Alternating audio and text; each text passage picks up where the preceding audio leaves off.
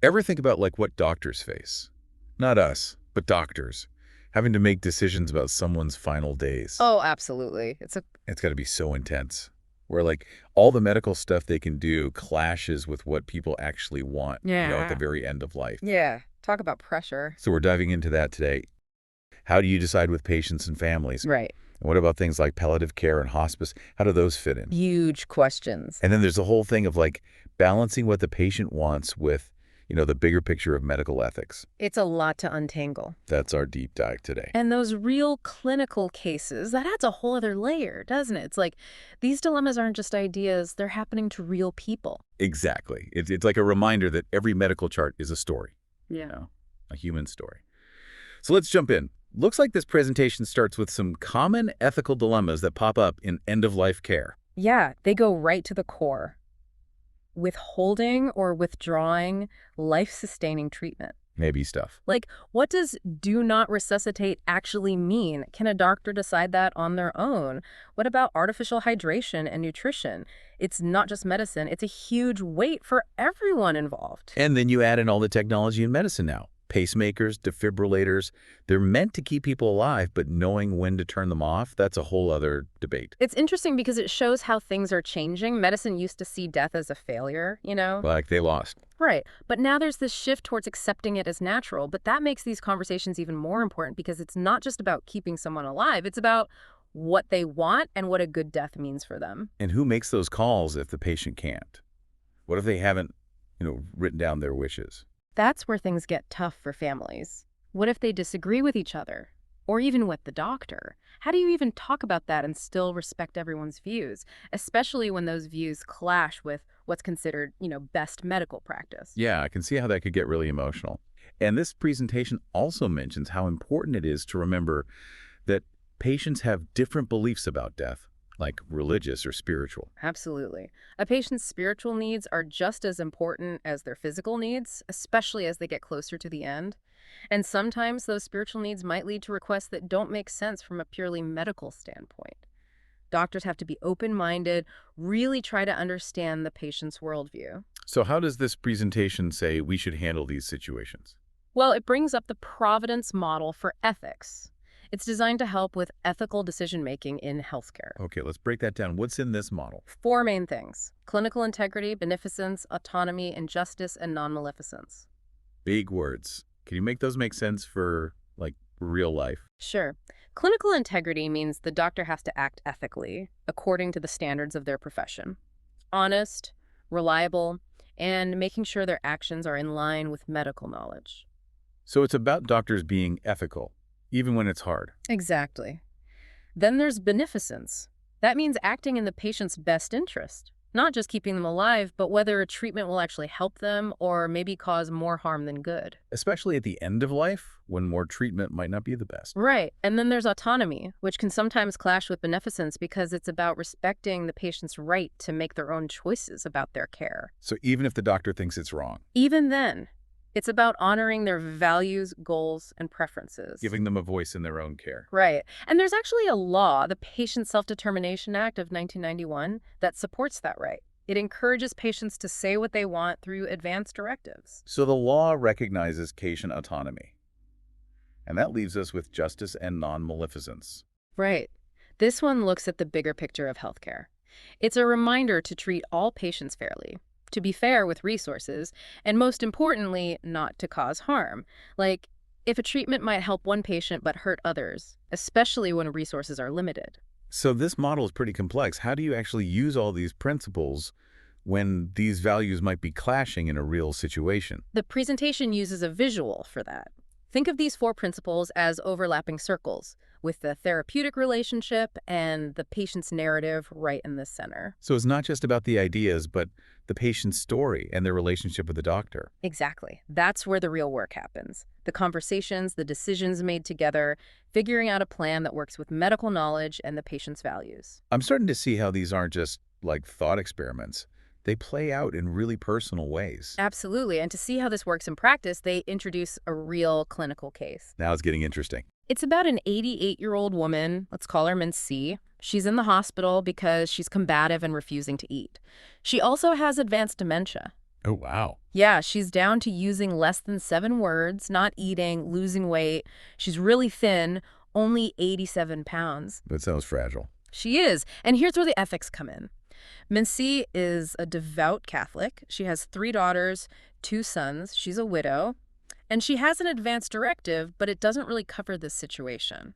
So how does this Providence model help the medical team here? They have to do something, but where do you even start when it's this unclear? That's where clinical integrity comes in. They need to consider what options are ethically okay and how to talk to the family honestly and openly, especially when the family's goals for Mrs. C might not line up with what's typically considered, the goals of care. And families are under a lot of stress in these situations. It's natural for them to have a hard time with a loved one's decline. Absolutely. And in this case, Miss C's children aren't all on the same page about what to do, even though 3 of the 5 are her durable powers of attorney for healthcare. So they're the decision makers, but can't agree. How do they even know what Miss CC would want, especially with her dementia? Well, the presentation reminds us that autonomy isn't just about a clear choice. It's also about a person's values, beliefs, and past actions. So they need to figure out who Miss CC is and use that to decide. Right. They can look at her directives, past conversations, and try to understand her cultural and religious perspective. They're putting together a picture of what she would probably want, even though she can't say it now. Like detective work, but with really high stakes. What did they find out? Well, Mrs. C had a directive, but it had problems. Problems. What happened? The directive named 3 of her kids as joint durable powers of attorney for healthcare. But in the part about artificial nutrition, there were 2 boxes. One for yes and one for no. Neither was checked. Important information missing. And to make things worse, there was this fine print saying if neither was checked, the default was to provide it. So even with the directive, nobody knew what she wanted. Exactly. And this caused even more disagreement. Some felt nutrition should be given because of the default, while others felt that might not be what their mom truly wanted. Tough for everyone. Did they end up going with the default? That's where beneficence comes in. The team had to figure out if a feeding tube would actually help Miss C. Would it improve her quality of life? Or would it just prolong her suffering? Those are big questions. They are. And what benefit means at the end of life isn't always clear. It takes a lot of thought and talking with the family to understand what they think a good outcome is for Missy. So it's about more than just medical stuff. It's about respecting the family, too. Right. And in this case, there was another issue. Pain management. What happened there? Well, Miss C was getting more agitated, grimacing, moaning, but one daughter, who was always there, insisted her mom shouldn't get pain meds. That's worrying. Did they figure out why the daughter was against it? This is where family dynamics are important. Turns out, Miss C had another daughter, a 5th one, that the others hadn't mentioned. Oh, interesting. Could be some family history there affecting this. And that's why this Providence model emphasizes communication, listening, and making these tough choices with compassion. It shows the human side of medicine, how important these end-of-life choices are. Definitely. And now the presentation gets into the ethics of pain management. Let's go there. What are some key ethical considerations about pain management at the end of life? One challenge is the stigma around addiction, which is different from pseudo-addiction. People are afraid to prescribe strong painkillers, like opiates, because of dependence. Makes sense, especially with the opioid crisis. It does.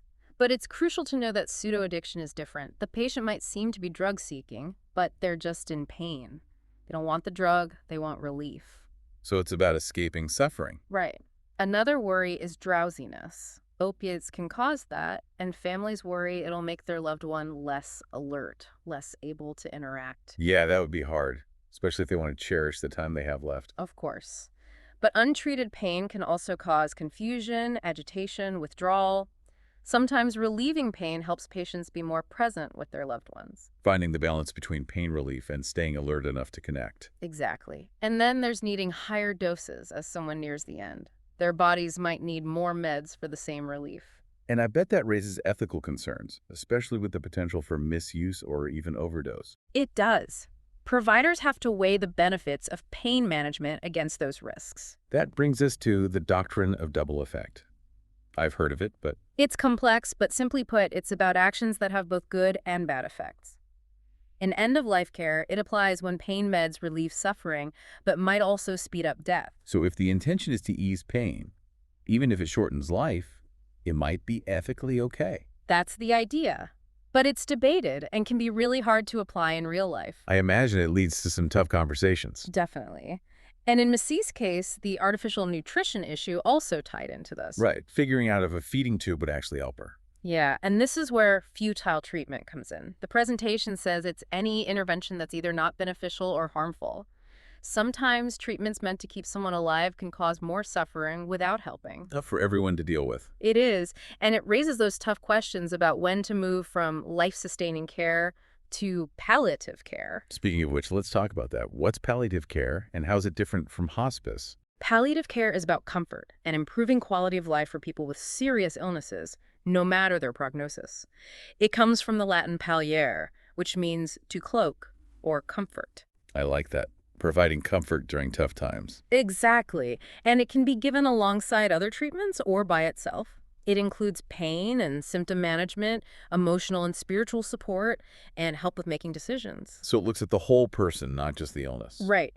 Hospice, though, is a specific type of palliative care for people with a terminal illness who are expected to live 6 months or less. So hospice is always palliative, but palliative care isn't always hospice. You got it. Hospice is about comfort and support in the final stages of life, aiming for a peaceful death. That's important. Sounds like both are crucial in end-of-life care. They are. And thankfully, more doctors are realizing that palliative care should start earlier in a serious illness. Not just at the very end. No.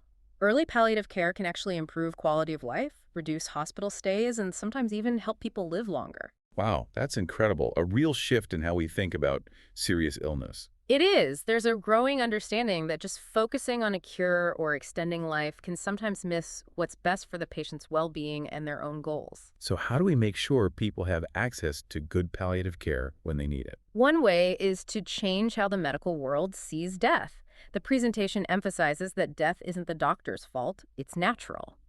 That's a powerful statement, going against that idea of fighting death at all costs. It is. It's calling for a balance, recognizing that medical intervention has limits and that compassionate care is vital, even when a cure isn't possible. So it's about shifting the goal from just preventing death to ensuring a good quality of life as death approaches. Exactly. And we're seeing this shift in things like the Choosing Wisely campaign, which encourages doctors to talk to patients about end-of-life care and avoid treatments that might be unnecessary or burdensome. Choosing wisely. Tell me more about that. It's an initiative from the ABIM Foundation that wants patients to be informed about their care.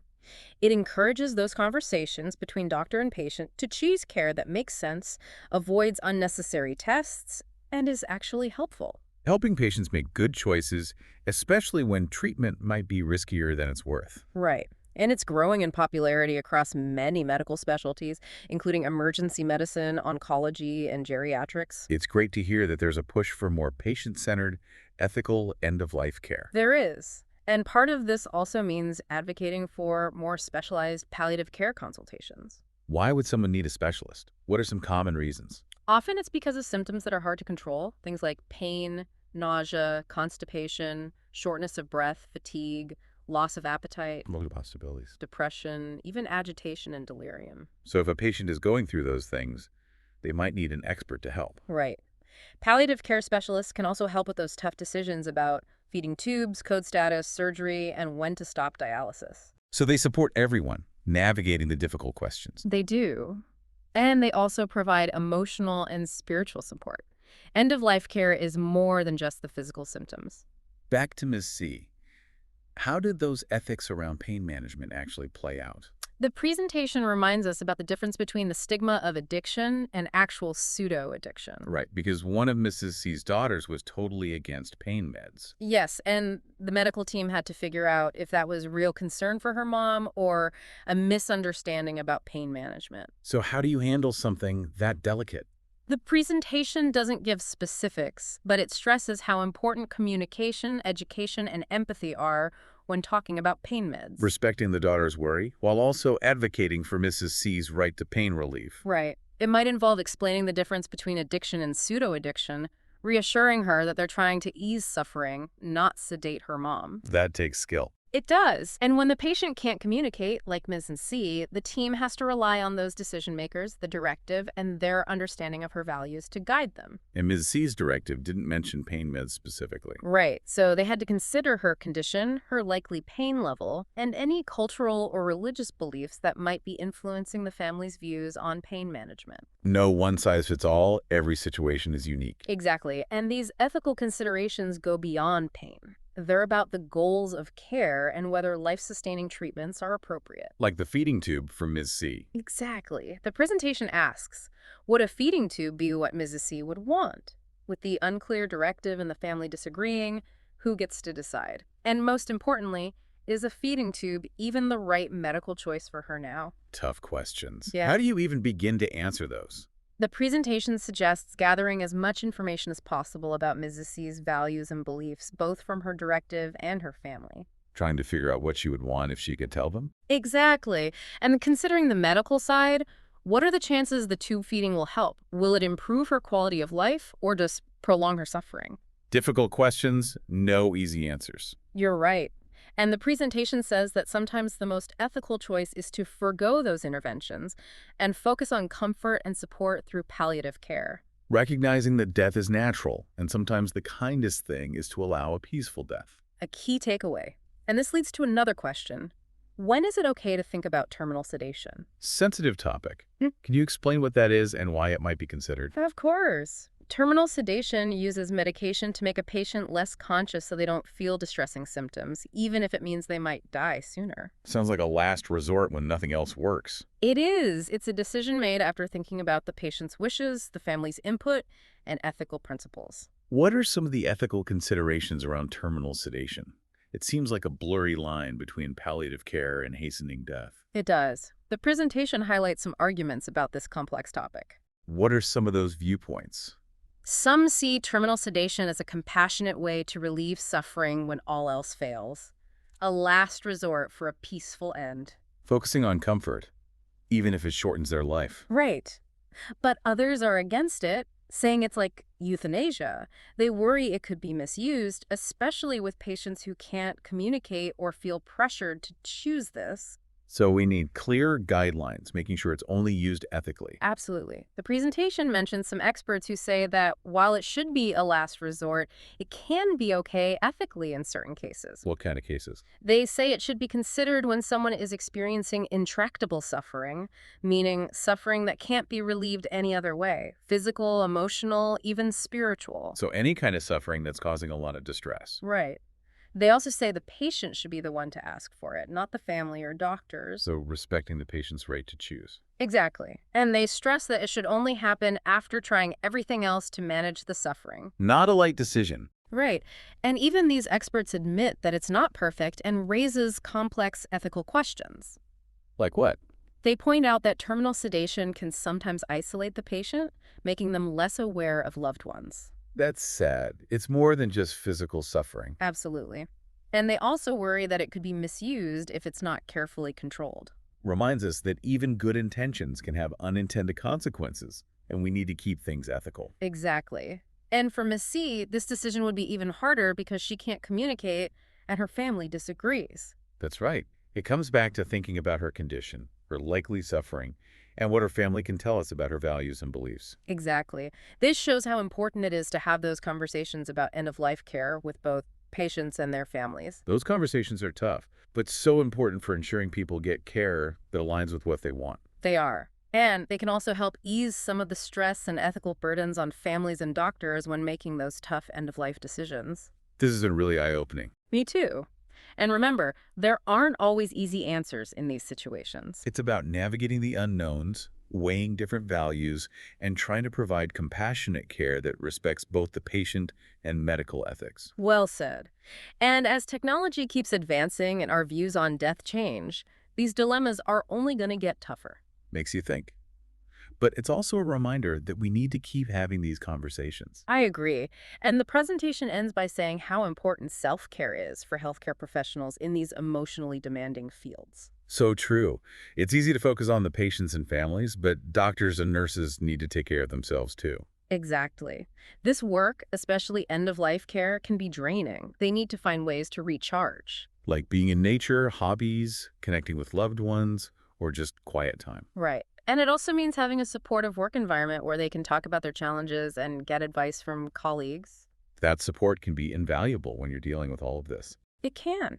And it helps create a culture of compassion and understanding, not just for patients and families, but for the healthcare professionals too.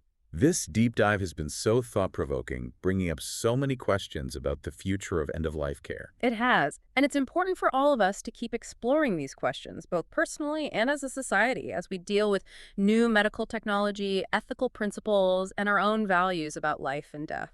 We'll continue this conversation in our next episode.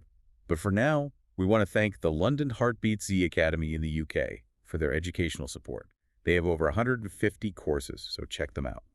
And if you want to stay updated on future discussions, subscribe to our channels on Facebook, Instagram, Spotify, and YouTube for free regular updates. Until next time, back to our deep dive into those ethical dilemmas at the end of life, picking up where we left off, that sensitive topic of terminal sedation. Right. It makes you think about like what medicine is for, where the line is between easing pain and, hastening death, and how important it is to respect what the patient wants. Exactly. And this presentation really gets into all of that. It even goes on to talk about the controversy surrounding physician aid in dying. Sometimes it's called medical aid in dying. Okay, this is where things get even more intense, ethically speaking. For those who might not know, can you explain what physician aid in dying is? Of course. It's when a doctor gives a terminally ill patient a prescription for a lethal dose of medication, which the patient can then take to end their life. So it's different from euthanasia where the doctor actually gives the medication. Exactly. In physician aid in dying, the patient is still in control, but the doctor provides the means. And this has been a really big debate for a long time, right? Absolutely. As of 2015, it was legal in a few states like Oregon, Washington, Vermont, and California. What about Montana? Wasn't there a court case there? You're right. Montana's interesting. Their Supreme Court ruled in 2009 that terminally ill patients have a right to get lethal medication from their doctors. So it's legal there, but because of a court decision, not a specific law. Exactly. It didn't create specific rules like the death with dignity laws in those other states, but it basically said doctors could do it without getting in trouble. It shows how this whole area of end-of-life choices is changing all the time. It does. The presentation also mentions euthanasia, which is legal in some countries like the Netherlands and Switzerland. So physician aid in dying is becoming more legal here, but euthanasia isn't. That's generally true, but public opinion is changing. There are strong arguments on both sides. It makes you think about the person making these choices. Even if it's legal, it doesn't make it any easier, does it? Not at all. These are huge personal choices. A person's values, their beliefs, their situation, it all plays a part. And the presentation keeps reminding us that these aren't just ideas.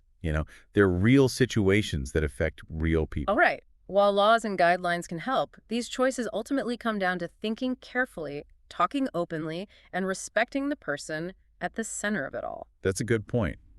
And that brings us to medical futility. It's hard to define, let alone apply it in real situations. It really is.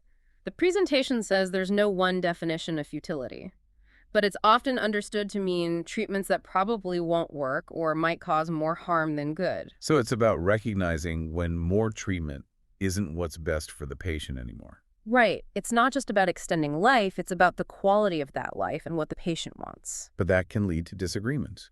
What if the medical team and the family don't agree on what's futile?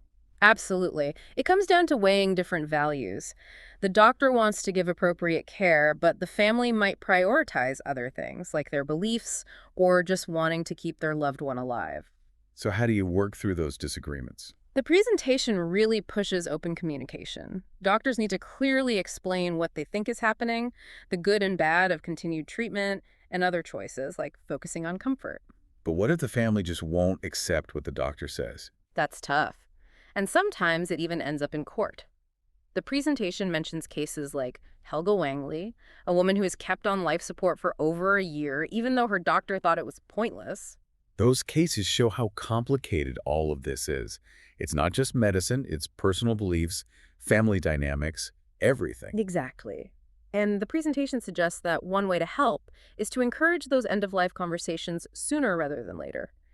If patients can say what they want while they still can, and families can have those hard talks beforehand, it might prevent some of those disagreements. Being proactive, talking before it becomes a crisis. Right. And those conversations aren't just for the patient and family. Doctors need to talk to each other, too. Getting advice and support from colleagues can be crucial. So doctors can help each other with these tough choices. Absolutely. And there's also the role of ethics committees in hospitals. They're made up of doctors, ethicists, community members, and they can discuss these complex cases and offer advice. So it's not just one doctor deciding alone. There's a system for support. Right. They can't force a decision, but they offer guidance for both the medical team and the family. That's good to hear. It sounds like things are moving towards a more ethical, collaborative approach. They are, and we're seeing specialized palliative care teams, too. They provide not just medical care, but emotional and spiritual support as well. Like a bridge between the medical world Yeah. and what the patient and family are going through. Exactly. They look at the whole picture, understanding that dying isn't just medical, it's personal and spiritual, too. Hopefully that makes people feel supported. Absolutely. And the shift towards a more ethical and compassionate approach is partly because people are recognizing that medicine can't do everything. Interesting. Tell me more about that. Medical technology is amazing, but it has limits. No. Sometimes you can't cure someone. And then the focus needs to change from fighting death to ensuring a good death. Knowing when to switch from trying to cure to focusing on comfort. Exactly. That takes a change in how we see things, both for doctors and for everyone. So it's cultural, too, how we see death and dying. Right. The presentation says that our discomfort with death, not wanting to talk about it, seeing it as failure, all of that makes it harder to provide good end-of-life care. We need to be more open about death as a society. Absolutely. And those conversations need to happen everywhere, not just hospitals. We need to be comfortable talking about it so we can approach it with acceptance and understanding. Good point. If we're more comfortable with death, we can make better choices when facing these situations. Exactly. As we move to the final part of our discussion, remember that these are ongoing conversations. Things are always changing with end-of-life care, with technology, values, and the stories of patients and families. So what's next in our deep dive? We'll talk about what makes these ethical dilemmas even more complicated, and we'll look at what the future might hold for end-of-life care. We're back for the last part of our deep dive. We've talked about so much, taking people off life support, families not agreeing, even physician aid in dying. It feels like we've only just started to see how ethically complex end-of-life care really is. It really is a huge area, and it's only going to get more complex with new technology and changing values. The presentation talks about that towards the end. So where do we even start with something so big? What's changing that could really change how we think about end-of-life care? Well, we can look at what's already happening. Take AI, for example. AI is everywhere now. How is it playing a role in end-of-life decisions? There are AI algorithms now that can look at medical data and predict what's going to happen to a patient. So a doctor could say, the AI says Miss C probably won't get her thinking back. Exactly. That kind of information could help families decide between aggressive treatment or focusing on comfort. But there are ethical worries, too. Like, what if the AI is wrong? Or families feel like they have to do what the computer says. It's new territory. It is, and that's why we have to be careful with how we use AI in healthcare. It should be a tool to help us decide, not make the decision for us. The human part, the doctor and patient, that's still so important. And what about other tech that's coming, like gene editing, or even living way longer? That could change our whole idea of end of life. It could. Those things raise even bigger questions. Imagine if death wasn't something we have to face, but something we could cure or put off forever. We'd have to rethink terminal illness, decide how to use resources, what a good death means, and even if we have the right to choose how and when we die. Wow, that's deep. It makes you think about what it means to be human. It does. And technology isn't the only thing changing. What people value also plays a big part. What kind of value shifts could affect end-of-life care? Well, as we get older and healthcare costs more, there's going to be more pressure to make tough choices about resources. So maybe more emphasis on palliative care and hospice to provide good care that's also affordable. That's possible. We might also see more support for physician aid in dying because people want more control over how they die. What about spirituality and religion? Will they still influence these decisions? Hard to say. As society changes, traditional religious beliefs might not have as much influence, but people will always search for meaning, especially at the end of life. So maybe new forms of spirituality or more focus on secular rituals to honor dying, Yeah. it feels like a big cultural shift is happening. It does. And all of this technology, economics, social values, spirituality, they're all connected in ways we can't always predict. We don't know what the future holds, but one thing is certain. End-of-life care is going to be very different. It's a lot to think about. For our listeners dealing with these things right now, what's the most important thing for them to remember? Talk. Talk to your family about what you believe and what you want. Talk to your doctor about your goals. Don't be afraid to ask hard questions. The more we talk about death and dying, the better we'll be at making good choices when we need to. Great advice. And that brings our deep dive into the ethical dilemmas of end-of-life care to a close. We've covered a lot, but like you said, these are conversations that never really end. You're right. We encourage everyone to keep thinking about these things, stay informed, and fight for the kind of care they want for themselves and their loved ones. Thanks for joining us. Yeah. Till next time.